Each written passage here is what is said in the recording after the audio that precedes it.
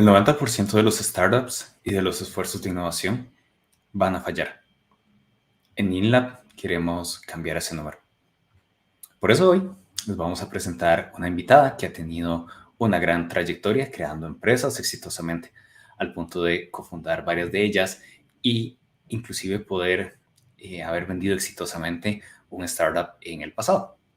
Entonces, pronto vamos a poder escuchar un poco más y van a poder conocer la historia de esta persona, hacer preguntas y saber todos los detalles. Como es usual, en la transmisión de hoy facilitando conmigo está también Sebas. Entonces, le doy la bienvenida de una vez. ¿Qué tal, Sebas? Hola, Pablo. Buenas noches. Gracias por invitarme de nuevo. Como Pablo mencionó, vamos a tener a una invitada muy especial, así que estoy súper emocionado por la entrevista de hoy. Súper. Y pues, no, como siempre vamos a hacer una pequeña introducción acerca de la iniciativa para quienes se nos unen por primera vez. Entonces, vamos con eso. Si han visto el nombre del canal o el de la página de Facebook o donde sea que lo estén viendo, verán que el nombre es InLab. InLab en realidad es un acrónimo de Innovation Lab y tiene mucha relación con experimentar con innovación. ¿Por qué? Básicamente porque nos hemos dado cuenta que Latinoamérica cada vez es más apto para innovar, pero a nivel de industria, en los startups, sabemos que el 90% de los startups que se vayan a crear terminan fallando. Entonces, en un momento nos cuestionamos qué podíamos hacer para cambiar ese número. Así que InLab nació como una iniciativa para poder facilitar aprendizaje y experimentación en innovación. De manera que a través de experiencias, a través de historias, a través de testimonios, cada vez más personas en la región puedan aprender de la experiencia de otros y poder tener lecciones que les ayuden a tener una probabilidad mucho más alta de tener éxito. El formato que estamos siguiendo para las transmisiones se llama Live Discovery, donde lo que hacemos es que con un proceso colaborativo traemos un problema, traemos una pregunta, traemos una historia y buscamos entenderlo en conjunto. De manera que podamos llevarnos insights y que podamos aprender juntos. En la descripción de este video van a poder encontrar las notas de la sesión. Conforme vayamos hablando y desarrollando la entrevista, vamos a poder ir dejando notas, entonces van a poder consultarlas a futuro por completo, pero mientras estamos acá van a estar acá en la pantalla para contexto. Recordarles que hacemos transmisiones todas las semanas y que nos pueden seguir en twitter.com como InLabWorks, también en Twitch con el mismo nombre, o también en la página www.inlab.works. Entonces, eso es para la introducción, para contexto de la iniciativa. Sebas, entonces, nos puede contar acerca de lo que tenemos para hoy. Claro. Para hoy tenemos una invitada especial que se llama Forum Desai. A partir de cuando empecemos la entrevista será en inglés, así que nada más una pequeña advertencia por ahí. Y sin más, queremos introducir a Forum. Hello, Forum. Hola. Thank you for being with us tonight. I guess it's earlier for you, right, at this moment? It's 5, but it's winter, so it's dark already. Oh, okay, I see. Well, thank you for being with us. Without further ado, we want to give you the spotlight, right? So, why don't you start telling a little bit about yourself? Okay. Hola, mi nombre es Forum Desai y soy cofundadora y CEO de Mismo. Y gracias por venir. This is where my Spanish runs out, and I'll continue the rest in English. But thanks, guys, for having me here. It's an honor. Let me start by telling you about kind of my history and my story, and then we'll dig deeper into certain sections as you like. So I was born in India and I grew up in India. I studied computer science in college, and then I moved to the US for my master's degree, also in computer science. I've been working in areas related to technology for the last, I want to say, 20 or so years. In that time, I have worked with large consulting companies. My first job out of grad school was with this large multinational called PwC, or PricewaterhouseCoopers. That was my first and last job. After that, I started the company that I'm currently running. It's called Mismo, and we started off as Login. And for all you computer science geeks out there, yes, like it's the algorithmic complexity of solving a problem. Since then, in between, I started another product company called Schoolmint. We ran it for 4 successful years before we got a acquisition offer that we couldn't refuse. And then since then, for the last 4 or 5 years, I've been running Mismo again and kind of taking it to its next level or its next journey in this ecosystem. So yeah, that's a little bit about me.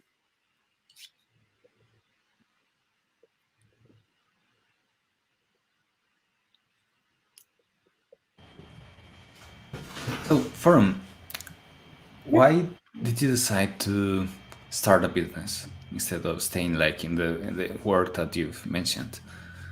Yeah, that's an interesting question. So I come from a part of India. It's a small state called Gujarat, and it's one of the parts of the country where there's only one thing you do when you grow up, which is start a business. You know, it could be a large, like multi-million-dollar business, or it could be like a small store or like a small shop.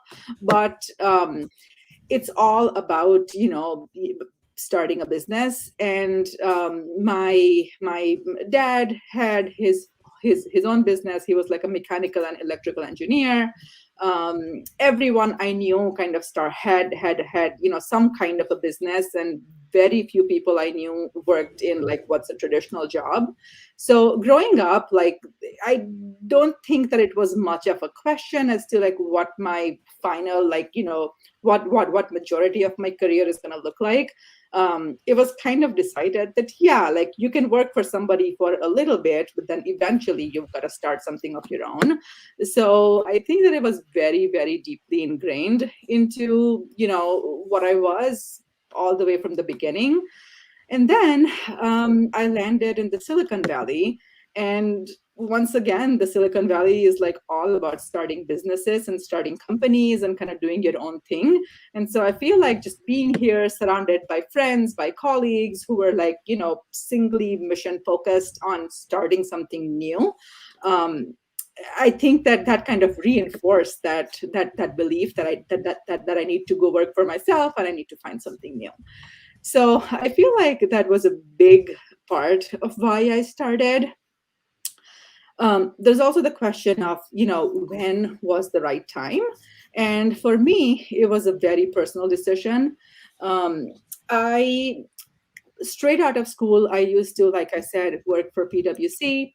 PwC is like a big consulting company where literally I used to, from, you know, where my home office was, I used to get on a plane every Monday morning at like 5 in the morning. And then I used to work 4 days at the customer site. And then I used to fly back on Thursday evening. And I did that for about 5 or 6 years with PwC. And then I got married and I had a baby. And, you know, as a mom, like I couldn't really imagine that kind of a life. And so it was a pretty easy decision for me in terms of, you know, once I had a baby, I felt like I had a lot of like technical experience from my bachelor's and master's and from my job. And because PwC was a consulting company, I also had a lot of consulting experience, just kind of how to, maintain relationships with customers, like how to manage projects, things like that. And so I felt like that was like the perfect time to take control of my own time and work on my own rules and work at my own time. The funny thing is that as a brand new mom, I started this company with the expectation that I will, be able to control my own time. Like if I want to work like 6-hour days, I'll work 6-hour days, and I'll be able to decide, what kind of things I focus on at any given point in time. But remember, like this was my first company. I didn't realize that like the company feels like a baby too, and like you want to give everything you got to that baby as well. And so, for something that I kind of got into with the expectation that it'll give me flexibility in time and I'll have more time with the baby, it ended up being like something where I was working for 12, 15, 18 hours a day. And so it didn't quite end up how I was thinking it would end up.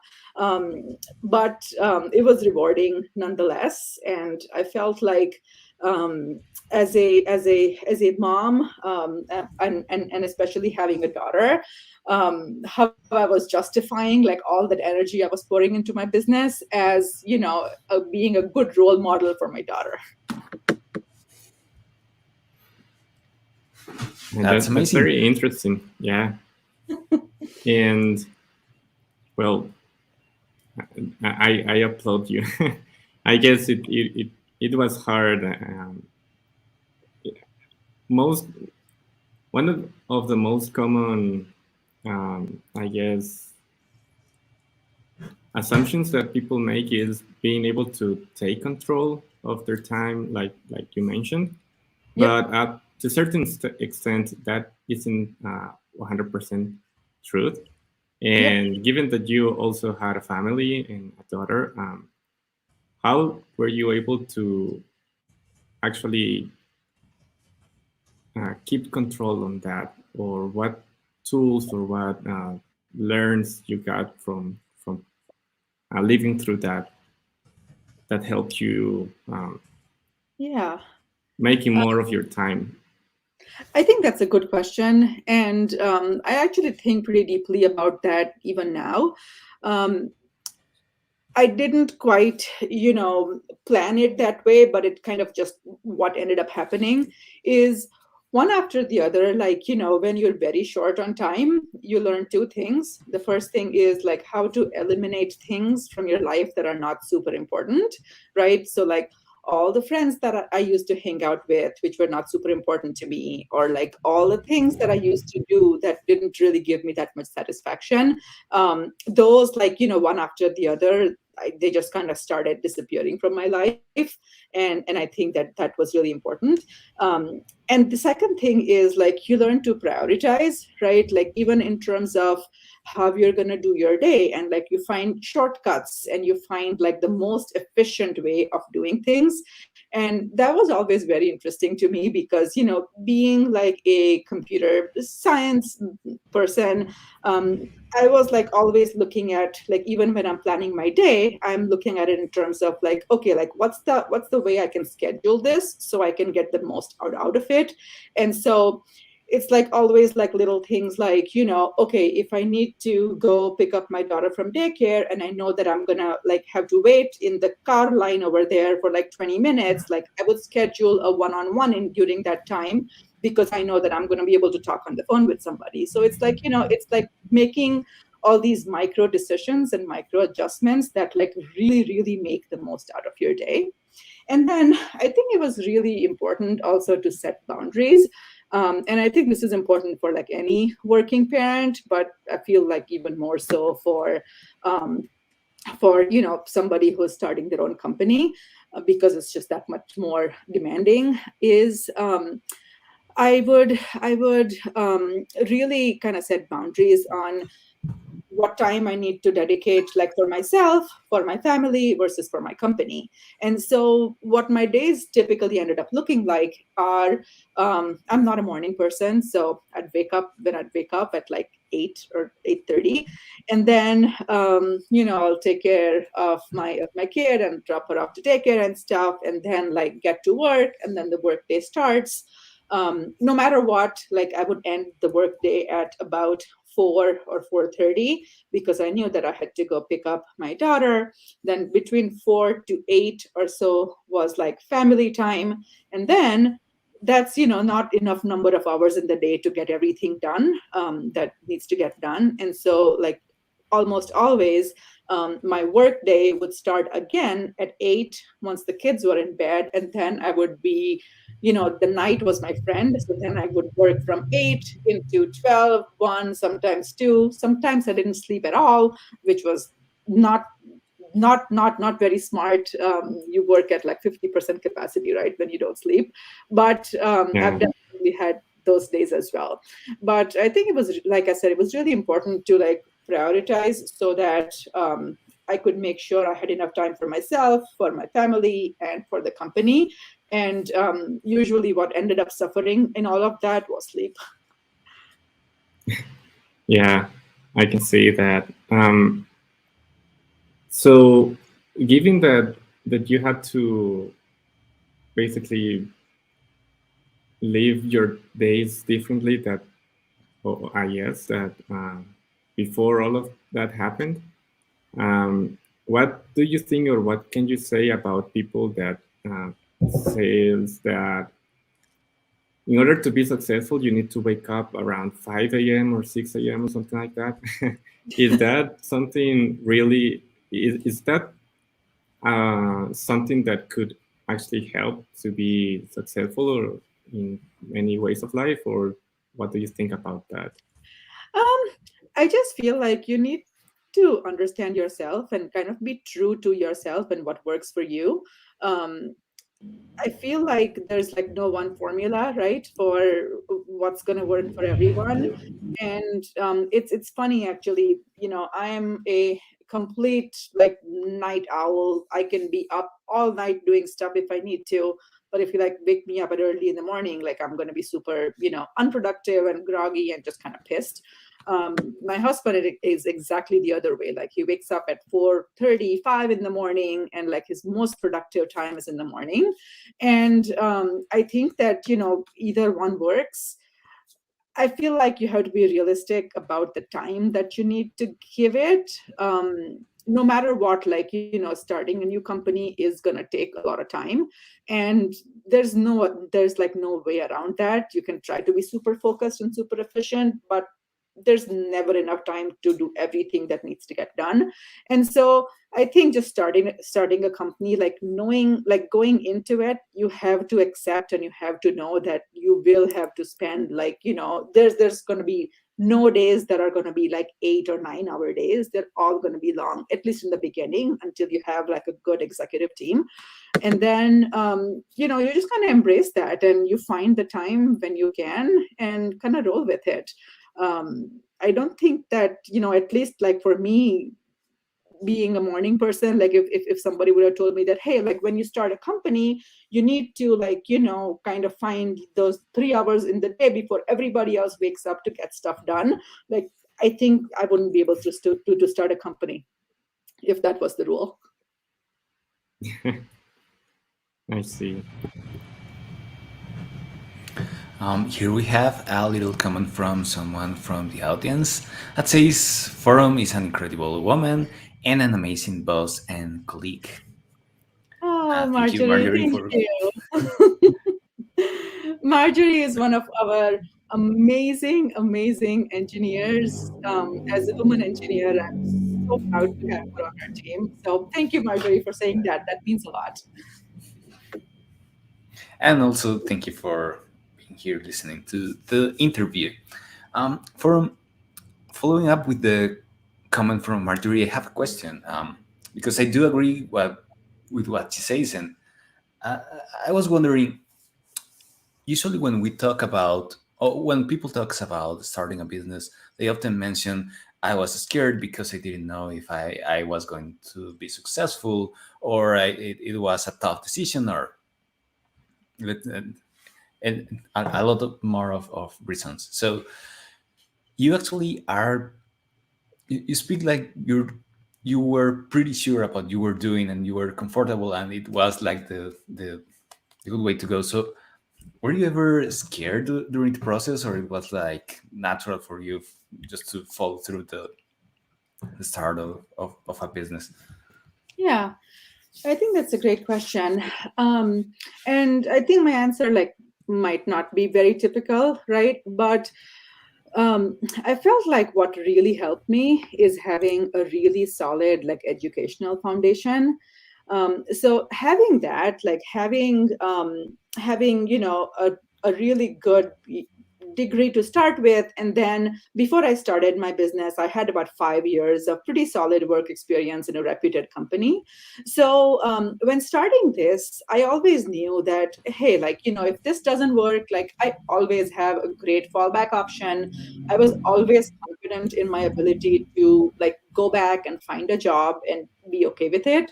So I don't think I was ever scared about jumping into something new, like not having any support. One other thing to mention is that I'm an immigrant in this company, in this country, right? So it's not like I had the support of my parents or my relatives, that, and it's not like they'd be able to help me if I didn't have money to pay rent. So I was to a large extent on my own. But I think that just having that kind of fallback option and knowing that if this didn't work out, I could pretty easily go find a job and be okay with it, really helped. And then another thing that really helped is, having a supportive partner. My husband was, when I quit my job to start Login, my husband was still in a full-time job at that point, and I think that helped. And then as soon as they started doing pretty well, he quit too. So at that point, it was, I wouldn't say we were scared about it, but we kind of did know that we had all our eggs in one basket. So at that point, we had just bought a new home, and we had a new baby, and we had a new business, and we had no jobs. So at that point, it did feel a little bit like, okay, this has to succeed or we are in trouble. But I don't think that I was ever in, I don't think that I ever doubted, oh, should I do this? Should I not? That was never a question. Um, I know we had some alternatives or some fallback options if this didn't work. But to be honest, even going into it, we were pretty confident that this was going to work because, again, being here in the Silicon Valley, we really knew that, there's not enough good engineers in, the area that we're in. And there's new startups coming up every day and not enough engineers to support that. And we knew that there was great talent in Latin America, especially in Costa Rica. And so we knew that if we could kind of make that match, there's no reason why it couldn't work. Awesome. And so the company that you're talking about that you started first was actually Login at the moment, and then Mismo. Yes. Do you want to talk about it? What does Mismo do, and how did it start? Why did you know that it was the right opportunity to take on? Yep, sure thing. So I'm going to just call it Mismo because that's the name we're using now. Again, at that time it was Login, but it's the same company. So we started Mismo not just sitting one day thinking that, oh, let's do this. We started out of a solid market pull or a solid demand that we saw. And how we started was kind of being in the tech community. We'd have friends working at other companies, and they'd always be like, hey, I'm having trouble hiring engineers. Do you know somebody good? Or do you know someone who can help? And remember, this was in around 2010. So it was after the whole like outsourcing boom, where companies in the US were outsourcing work to like India or China or Ukraine. And so, that kind of business model was already in place. And, but it was about 10 years since like that outsourcing business model was in place. And so people had seen the benefits and then also the drawbacks of that model. One of the, or two of the biggest drawbacks are good communication skills with engineers in like India or China or Ukraine, and the second one is time zone. And so around 2010, people had tried like outsourcing. It was great because you were able to hire a bunch of good engineers fairly quickly, fairly cost effectively, because some parts of the world are more expensive than others. But in about 10 years of working in that model, they realized that it's okay for certain kinds of work, but it's not okay for other kinds of work, especially as we talk about like startups or really fast growing companies that really, really need to work collaboratively. It was, the outsourcing or the traditional outsourcing model was just not a very good model, because most startups can't wait for like 24 hours to get a response from an engineer who's in a completely different time zone. And so I think that that was kind of the right time to start something like this, where we felt like with starting Mismo, we'd be able to support companies and help companies in the US hire really, really high quality engineers who spoke great English, who were in the same time zone, and who were able to like fly down to San Francisco. It's like a 5-6 hour flight, and like work in person with the rest of the team here in San Francisco Bay Area. And so that is what Mismo does. Is in short, it helps companies, mostly startups in the Silicon Valley and across the US, bring on board great remote engineers onto their team. And once the engineers join their team, they work, just like their own full-time engineers, with the same passion, with the same dedication, with the same kind of ownership and accountability. And so this is our website. We kind of talk about, why we're successful, right? So this is what some of our customers say. One of the, and that's Marjorie right there in the middle of that picture. One of the big things that differentiate us, though, and I feel like it's hard to put in words, or it's hard to put in the website, is the people that we work with. There's on the surface, it might look like there's a lot of companies that do what we do, right? Which is help companies augment their teams. But I feel like our engineers, like we're a really, really close-knit community of really smart engineers who are, excited about working on startups and like excited about making a difference. And so our engineers are very, very deeply integrated into the team. Almost it kind of feels like they work for, two companies at the same time. They work for Mismo, and then they work for the client company that they work with. And to a lot of people, even at the client company, it's kind of difficult for them to make the difference of like that these guys are in Costa Rica or in Colombia, and they're working for Mismo versus they're part of our own company. So we really, really integrate well into the startups that we work with, and I think that that's really important to both our and also and how our team does on a day-to-day basis.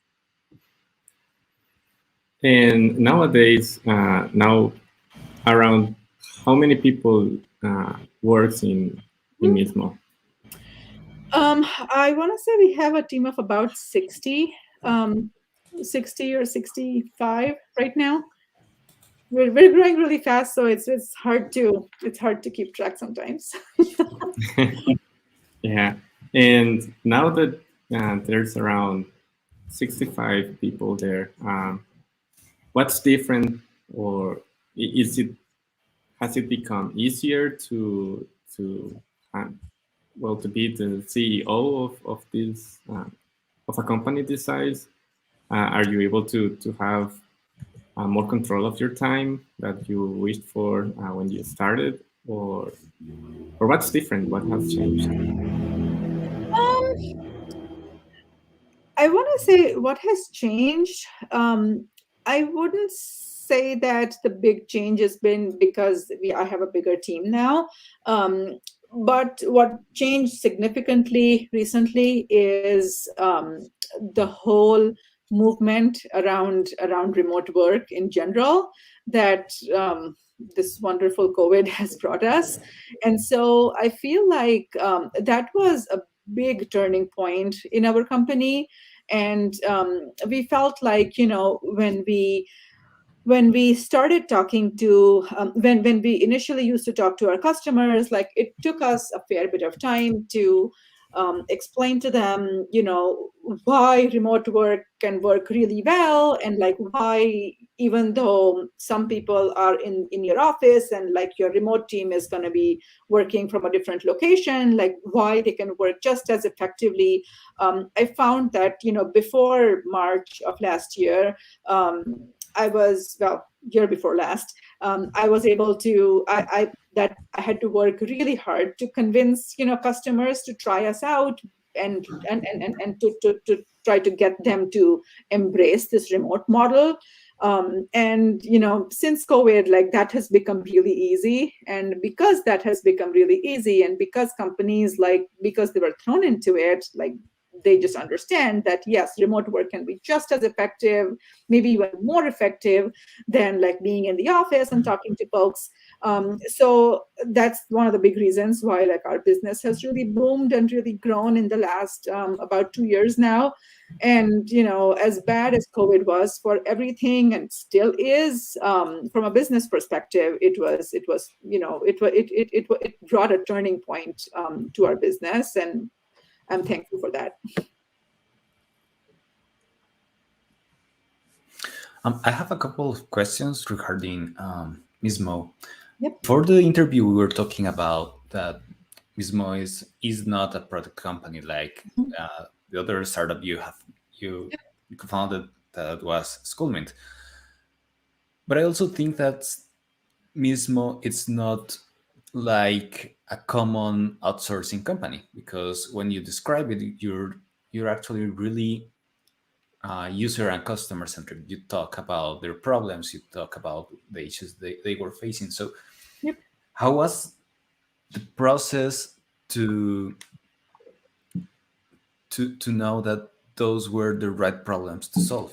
Because maybe if you're saying it now after several years working at Login and at Mismo, they are so natural, but were they like that at the beginning, or do you have to iterate or change your offering to match those specific problems?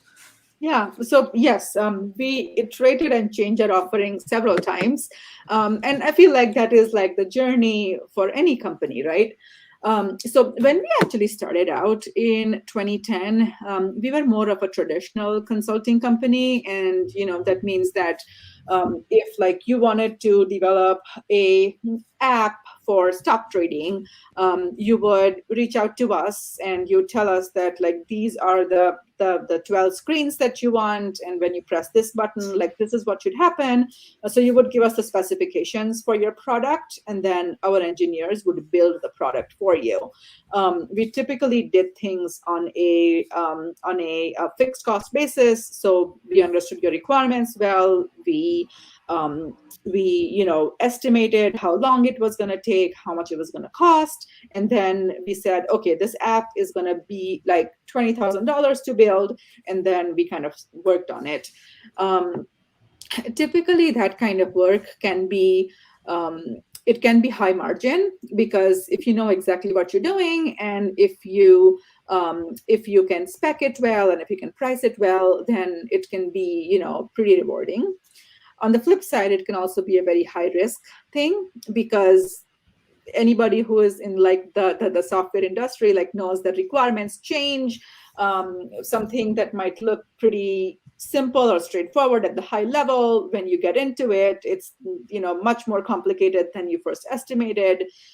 Things can go wrong, things like that. And so while we kind of worked in that model for about 3 or 4 years, and we actually developed some really fun apps, and we worked with some really good companies, we also had our fair share of like really stressful and really kind of low points where nobody's happy, right? Like we're not happy because the customer is like constantly changing requirements.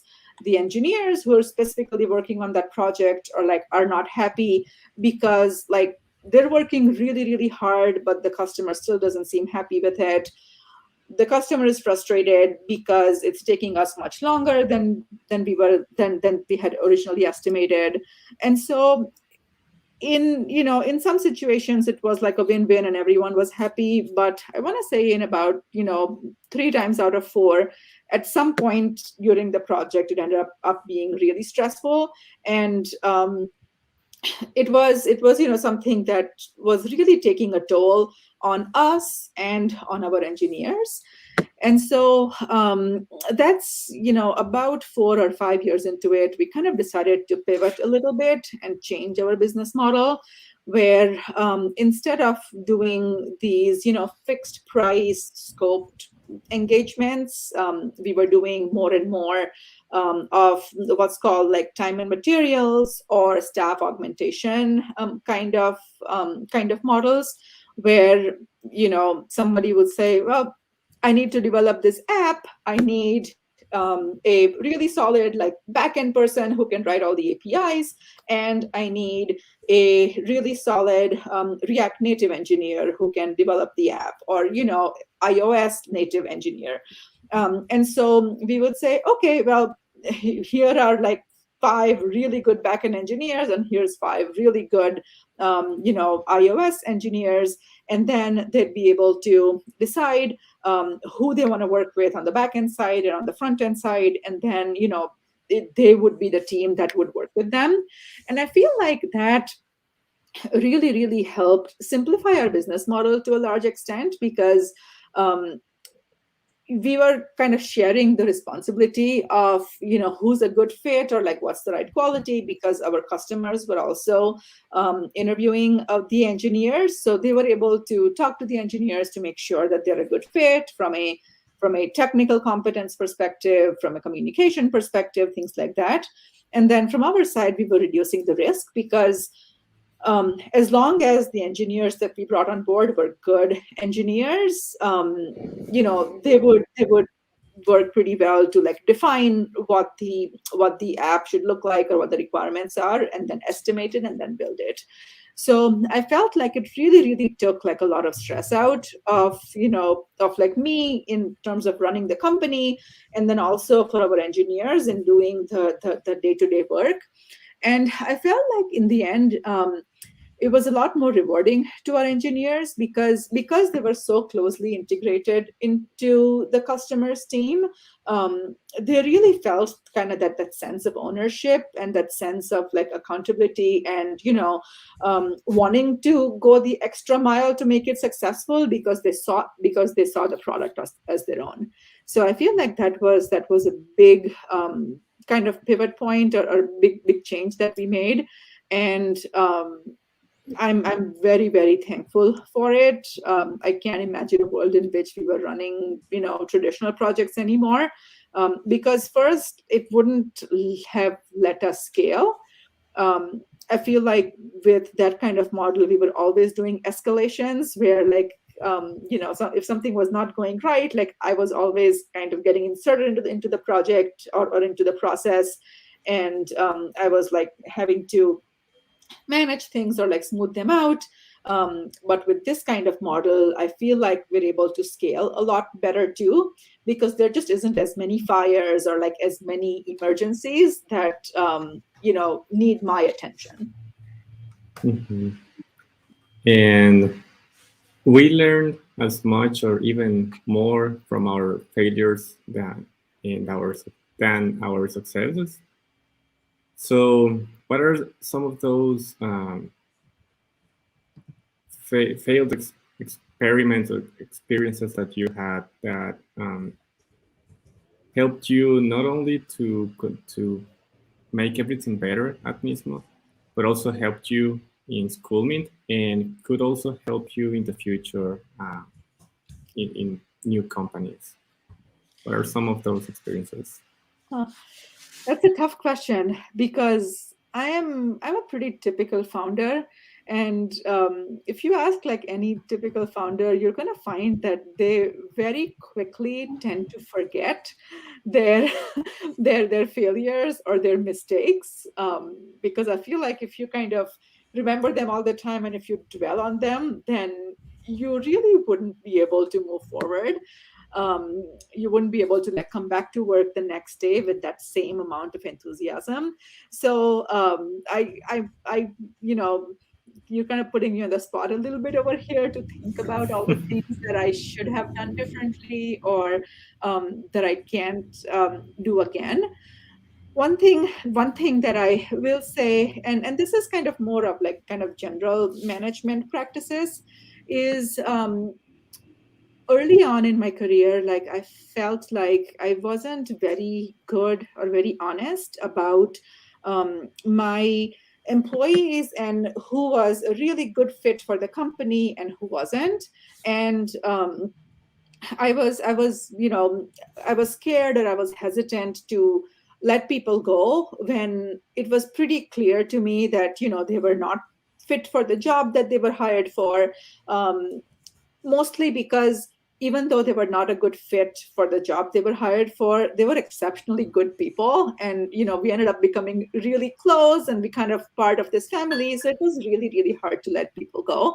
But, as time passed, we found that letting if somebody is not a right fit for the job, holding on to them for longer than then they should be part of the company, like is a really big disservice to the company, because if they're not pulling their weight or if they're not performing to their optimum, then there's other people in your company, right? Potentially like their colleagues or their coworkers who are picking up the slack and who are having to work that much harder because this one person is not able to do their job.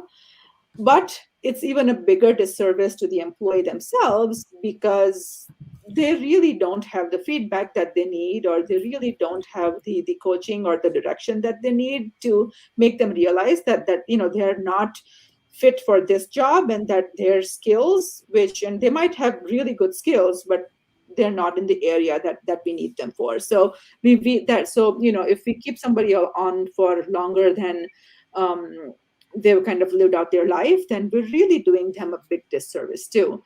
And early on in my career, like it was very hard for me to let people go, even when I knew that they were not right for the job. And as time passed, like I've gotten better at it. And I feel like if like one of the things that I have learned through the years, it is, that you just need to have a really honest and open upfront conversation with the folks that you brought on board. And most of the folks that I've had to let go for one reason or the other, like I still have really good relationships with them, and they're still friends of the company. So more and more, like I've started when I need to let somebody go, more and more I've started looking at it in terms of it's just not a good match. Like it doesn't mean they're not a good engineer. It doesn't mean they're not a good person. They're an amazing engineer, amazing person. They're just not a good match for what we're looking for. And so kind of putting it more objectively like that has really helped. So I feel like that's one of the things that, I have learned through the years. Another thing that I've also learned through the years, and again, not in terms of like what I thought was a failure that I learned from, but just kind of through the years and from my experiences, is the importance of good communication. I am by personality, I'm an introvert, and it's really hard for me to, do like big inspirational speeches, or, constantly be thinking about, okay, well, this happened, so now I need to let these people know. And especially as our company is growing and as we are, becoming even more and more distributed. Initially, we used to have a office in Costa Rica, and everybody used to be working out of that office in San Pedro. But now we are completely remote. Since COVID, we don't have an office, and we have expanded to other parts of Latam, in like Colombia, El Salvador, Argentina, Brazil, a bunch of different places. And so I feel like it's even more important to be very thoughtful and plan really well how we communicate to our team, because something that could be as simple as just like a quick passing comment when I was in the office, is not that, like, communication is not that easy or that casual anymore. And so I feel like we need to plan it a lot better. Thankfully, in the last year and a half, we have expanded kind of our executive or leadership team a fair bit. And we have two, pretty amazing leaders that are part of our company. Diego Gamboa, who's our CTO, and then Fabiana, who's our HR lead. And they are helping me and they're coaching me through this. And I feel like that's made a huge difference. But I feel like that's one of the things that we can still do better at. So importance of good communication is another thing that I have learned through the years.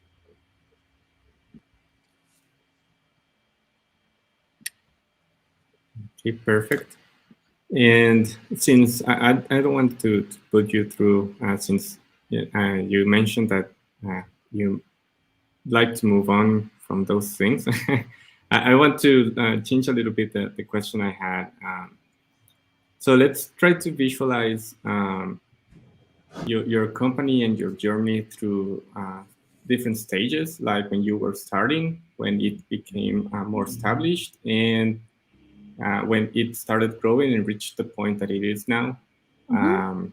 What would you say has been your favorite, or the one that you enjoyed the most? And this, and I ask this because it's interesting to see if you, I don't know, if you choose the starting point of the company, then what makes it more interesting or more enjoyable or something like that? So yep. Okay. So, and I feel like this question also is, kind of goes to my personality. I always live in the present or the future and not in the past. And so I want to say that these last, about 2 or 3 years have been the most exciting for the company and for myself personally. And I think it's for 2 reasons. One is that I spent about a year actually living in Costa Rica and kind of being surrounded by my team and being like surrounded by the people that are so important to the company. And like that was a huge pivotal point for me in the company as well.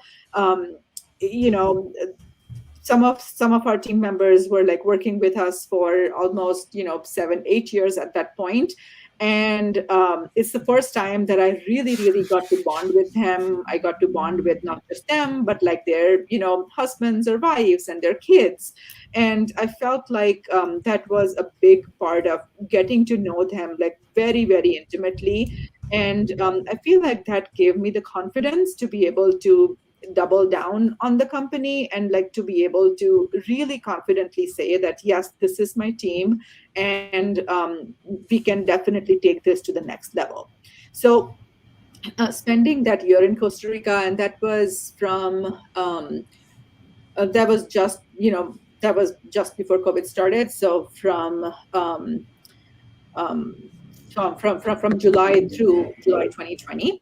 And so at that time, so being in Costa Rica, like kind of surrounded by everyone, was one big thing, and then the other big thing was just the natural growth and the natural acceleration that being remote provided, right, for the whole world.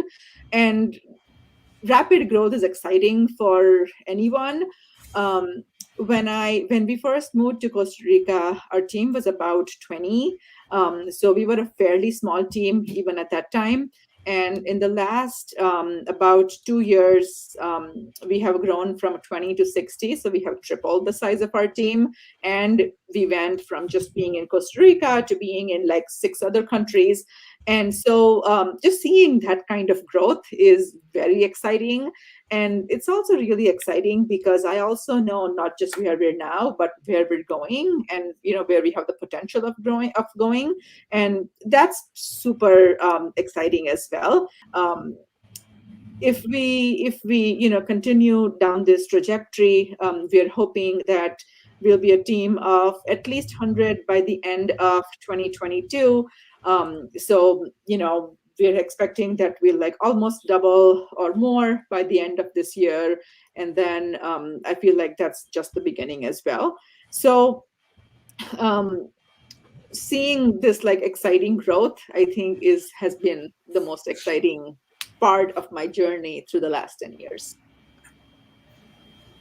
Yeah, that's pretty impressive. I have a question regarding people and hires and so on. You have mentioned a couple of times that part of the offering of Mismo is that the engineers are as committed and as passionate as the startup members, as the members of the startup they will be working with. So I also know that there's a lot of people struggling to find good engineers, and not only because there's a lot of demand, but also because it's really hard to know if someone is passionate or compromised before hiring them.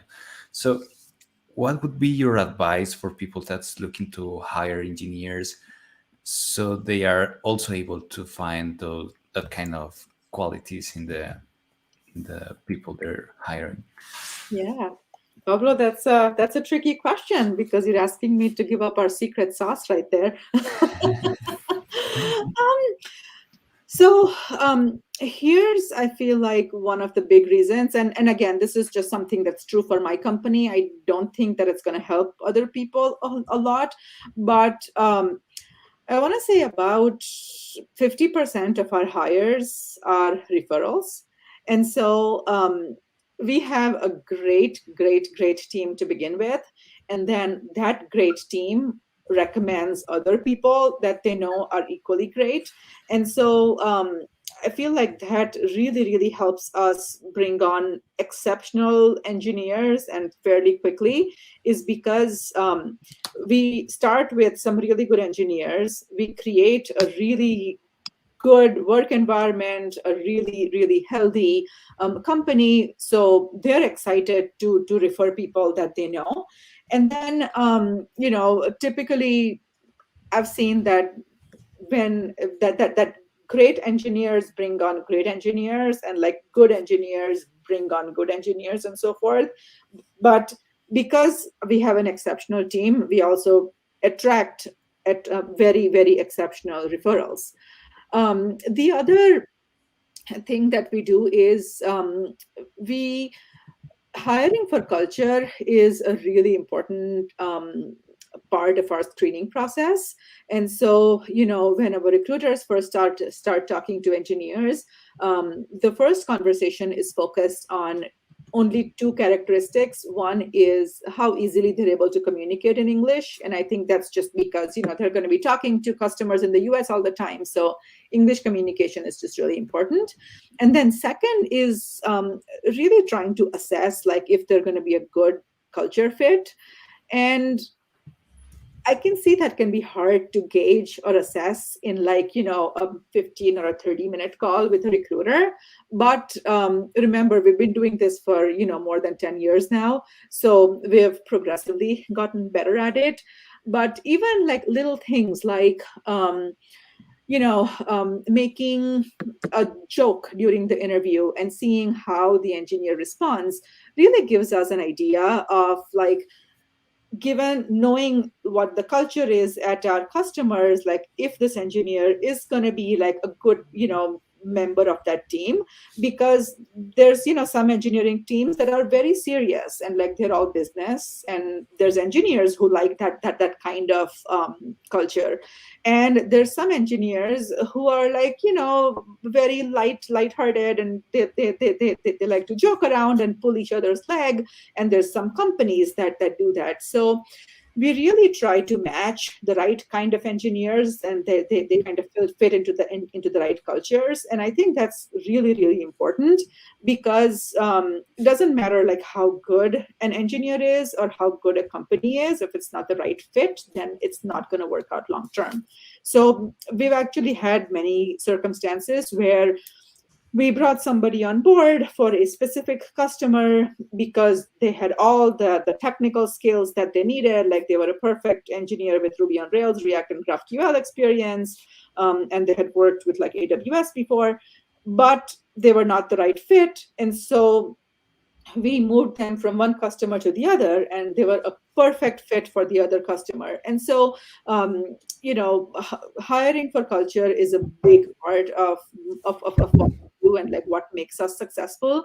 And I feel like a big part of it is also that I can help bridge that gap between being an entrepreneur and being here in the Bay Area, and then also being an engineer. Like really helps me understand the things that are important to engineers and the things that are important to entrepreneurs, and I can kind of help merge those.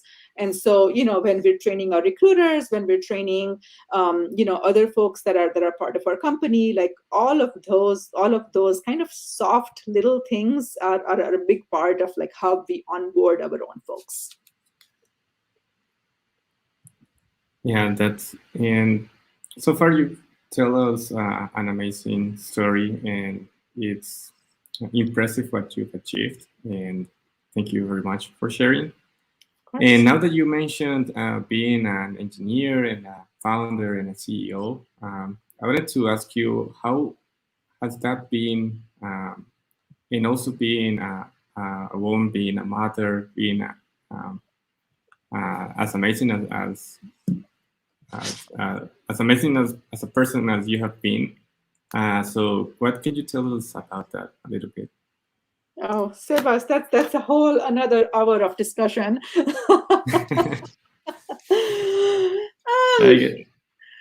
Being a woman engineer is hard. Give me a quick second. Alexa's talking to me. Yeah.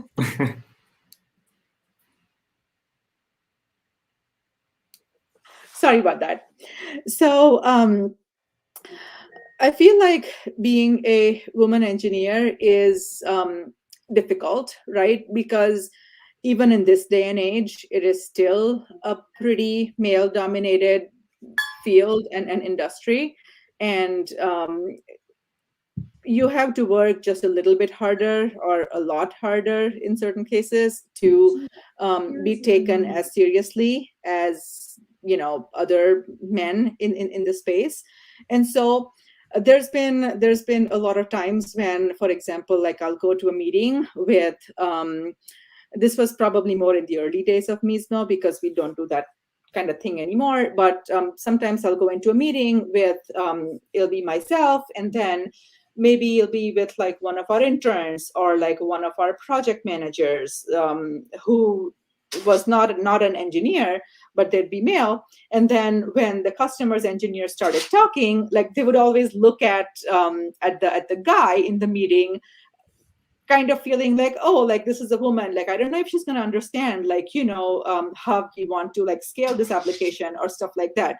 And so I've dealt with those kind of biases and that kind of behavior my whole life, and I know that this is common for a lot of other women engineers I know, and it's unfortunate, but that's how it is. I feel like it you can let it weigh you down, or you can let it slow you down, or you just, pack the punches and you keep moving on. And that's kind of what I've done. There's been times when somebody like doesn't really take you seriously, and you, instead of like making a big deal of it, like you just slowly but surely you impress them with your skills and with your knowledge and what you do, and then eventually they'll come around. So I wouldn't say it's been easy, and even now there's been times when I deal with it, and it's kind of frustrating sometimes. But I feel like with every year that passes, it's getting a little bit better. So I feel like there's hope on the horizon. But that's I feel like a little bit about being an engineer. Being a founder and being a woman and a mother has its whole other set of challenges. And I talk about this like fairly frequently, but the Silicon Valley is ruled by VC firms that write all the big checks, and that is dominated by white males, and that is just how it is. And so their idea of what a successful founder looks like is it's mostly like a bunch of like young kids coming out of MIT or Harvard, who are typically like 20, 22 years old. They're like these guys who are like drinking beer and coding and playing ping pong, but like that is like the idea of what a typical founder looks like for them. And so when we were fundraising, for example, for our other company, for Schoolmint, it was very hard for them to imagine that a woman in her like late 30s who's a mom can be just effective a founder and just like as effective a leader as what they're used to in their mind. And so that was always a bias that we always had to fight. I distinctly remember one time when we were trying to raise our seed round for Schoolmint. And at that time, I was actually pregnant with my second daughter. And the investor invited us to drinks, like, just to, as part of the meeting. And there was a time and place when like I didn't quite even feel comfortable sharing that I was pregnant, because I knew that as soon as that came up, they'd be like, oh, so she's going to have a baby. Like, how is she going to focus on running the company? I don't think I can write these guys a check. And so I remember that, I stood around there with like a glass of wine for like 2 hours, and then when they weren't looking, I put the glass away. But like I had to pretend the whole time that I was sipping wine, because I didn't feel comfortable or confident enough to say that, hey, like I'm gonna have a baby soon. But that is just the sad state of things to a certain extent. And but just like everything else, I feel like you can calm that down and you can disprove those preconceptions by execution and just by doing well and working hard. And we didn't ended up taking up money from that investor, but during that round, but in all our subsequent rounds, they always came to us and they say, hey, like, can we write you a check? Like, can we be part of your round? And so I feel like, any biases that we experience, I don't think we can dwell on them or like let them slow you down. You just kind of ignore that and you move on, and you prove them wrong by execution, and you prove them wrong by showing your results. And I feel like that is like the best answer or the best way to deal with biases that you're almost always going to see as, and like not just a woman or a woman of color, but any kind of biases, right? Like somebody who doesn't speak English as their first language, or somebody who is like older than most other founders, or somebody who didn't like go to MIT or Stanford. So there's going to be biases in a lot of different ways, and the best way to deal with them is just by executing and proving them wrong, and moving on. So that's my advice. Yeah, thank you for sharing. Fortunately, yeah, that it's a world kind of, well, to sum it up, it needs diversity, and we hope that we can see more founders that add to that diversity in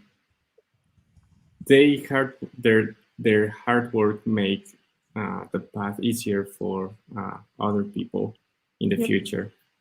But yeah, thank you for sharing that experience. And I know it's a very complicated topic, and we can still talk for hours on this. But let's hope in the future we have more time to talk about it. Yeah, for sure. And for our last question, maybe. Yep. What would be your advice for people that's thinking whether they should start a business or not, or I'm not sure, I don't know if I can succeed, etc. What would you tell them? Oh, that's easy. I feel like just do it. I am whenever facing like a tough question or, something that you're not very sure of, like I always try to imagine myself 10 years from now or 20, 30 years from now, thinking what I wish I'd done. And the answer almost always is that, oh, I wish I had done this, or I wish I had like started this company. I wish I had tried to start this company.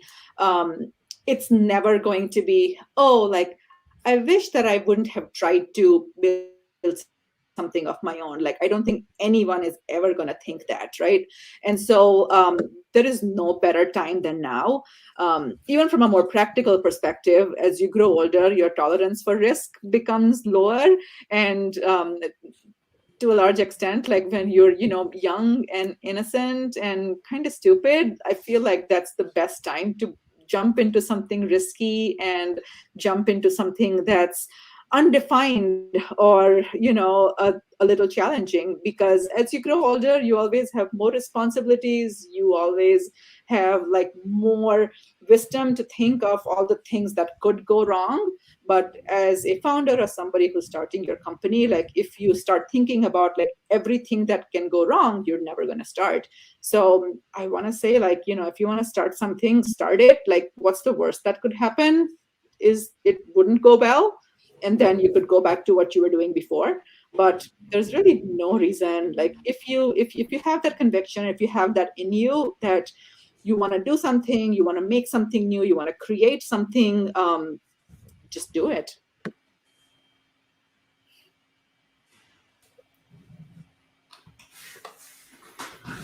Awesome.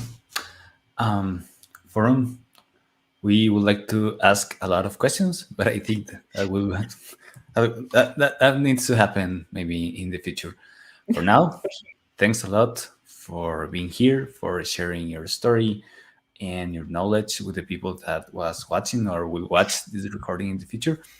It was really, really inspiring, and thank you so much for your time. Yeah, no, thank you so much for having me. Thank you for. Yeah, no, thank you, Sebas and Pablo. It was really good talking to you guys. I've got to say, like, I love your format. I love how you do this whole journey with like the highlights and the lowlights. I think it's a very interesting and very tangible way of presenting someone's story. And I'm now inspired to go back and look at some of the other folks that you've had on this show and learn more about them. So yeah, thank you for doing what you're doing. It's pretty awesome. Thank you so much. Of course. Thank you. All right. And so that's all for today. Just a reminder for the audience. We stream every week. We have different guests. So go and check out the previous interviews as well. And remember that you can find us in Twitter and Twitch as InLabWorks or at inlab.works. That's our webpage. So thanks everyone for following up, and thanks Forum and Sebas for your time today. Thank you, Forum, and thank you, Paulo. Bye-bye. Night. Bye.